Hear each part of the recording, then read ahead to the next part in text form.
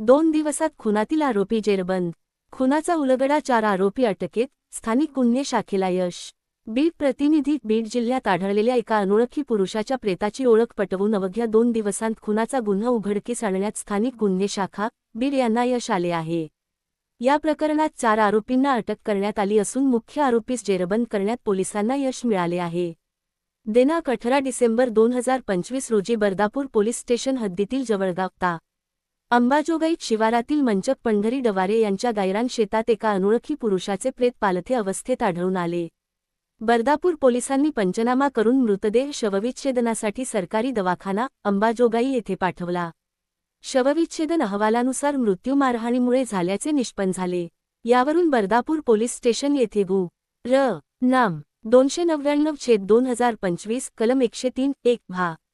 न्या. सम. अन्वये अज्ञात आरोपीविरुद्ध गुन्हा दाखल करण्यात आला.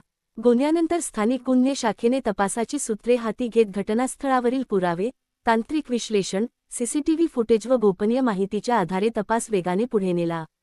सखोल चौकशीत मृत व्यक्तीची ओळख पटली. मृताचे नाव स्वप्नील उर्फ चिंगू अशोक ओव्हाळ, वय 30, रा. चक्रे गल्ली, रेणापूर, जी. लातूर असे आहे. त्यानंतर अवघ्या 2 दिवसांत खालील 4 आरोपींना 20 डिसेंबर 2025 रोजी ताब्यात घेण्यात आले. 1.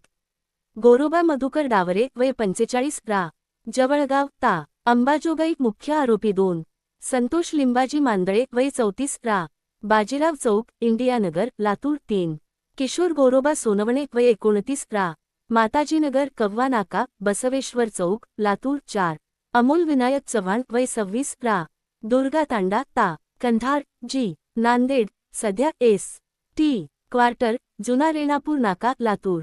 प्राथमिक तपासात समोर आलेल्या माहितीनुसार मृत स्वप्नील हा मुख्य आरोपी गोरोबा डावरे याच्या साडूचा मुलगा होता. साडू व त्याच्या पत्नीच्या निधनानंतर गोरोबा डावरे यांनी स्वप्नील व त्याचा भाऊ बबलू यांची पालक म्हणून काळजी घेतली होती. स्वप्नीलचे लग्नही त्यांनीच लावून दिले होते. मात्र लग्नानंतर स्वप्नील दारूच्या नशेत पत्नी व गोरोबा डावरे यांना वारंवार त्रास देत होता.